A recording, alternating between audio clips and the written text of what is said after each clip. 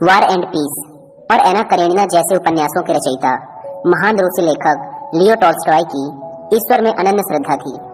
वे अक्सर प्रातः काल की प्रार्थना के लिए चर्च जाया करते थे। एक दिन वे यह सोचकर कुछ जल्दी चर्च के लिए निकल गए कि आज शांत वातावरण में अच्छी तरह से प्रार्थना कर सकूंगा।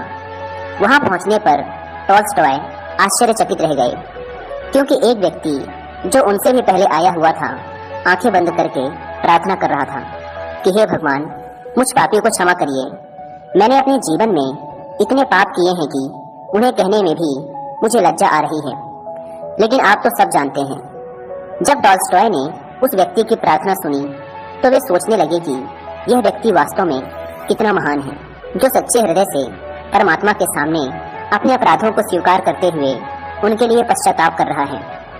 आज यदि किसी व्यक्ति को कुछ कह दिया जाए तो वह गुस्से में मारने को दौड़ता है, और एक यह इंसान है जो अपने आप को ही अपराधी मान रहा है। जब टॉल्स्टॉय उस व्यक्ति को देखने की इच्छा से उसके पास गए तो वह उसे पहचान गए। वह उसी नगर का एक धनी और प्रसिद्ध व्यक्ति था। जैसे ही उसने प्रार्थना करके अपनी आंखें खोली तो उसने टॉल्स्टॉय को सामने खड़े देखा। उन्हें देखते ही वह घबराकर कहने लगा, महाशय, कहीं आपने मेरी प्रार्थना तो नहीं सुन ली है? टॉल्स्टॉय ने सहज उत्तर दिया, जी हाँ, और आपकी ईश्वर निष्ठा और सच्चाई को देखकर मुझे बड़ी प्रसन्नता हो रही है। आज तक मैंने किसी व्यक्ति को इस तरह से अपने अपराधों को स्वीकार करते हुए नहीं देखा था। उनकी बात सुनकर वह व्यक्ति नाराजगी जाहिर करते हुए टॉल्स्टॉय से बोला, वह बातें सिर्फ मेरे और ईश्वर के बीच की थी। मेरी उन्हें किसी अन्य व्यक्ति को सुनाने की इच्छा नहीं थी। अब जब तुमने वे बातें सुन ही ली हैं तो उन्हें किसी दूसरे से बिल्कुल मत कहना, वरना यह तुम्हारे लिए कतई अच्छा नहीं होगा। उसकी बातें सुनकर टॉल्स्टॉय हक्के बक्के रह गए। उन्होंने उस आदमी से कहा, पर अभी अभी तो आप कह रहे थे कि आपने इतने अधिक पाप किए हैं।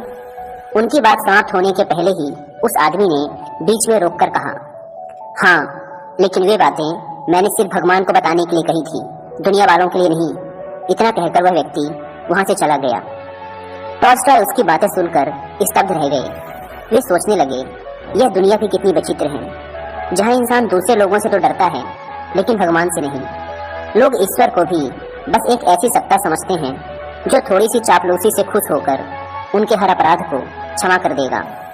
पर वे ये नहीं जानते कि जो दुनिया के सामने अपनी सच्चाई प्रकट नहीं कर सकता, वह भगवान के सामने कैसे सच्चा बन पाएगा। जॉर्ज बर्कली ने भी कहा है, हर कोई सच के बारे में बात करता है, लेकिन कुछ लोग ही इस पर अटल रहते हैं।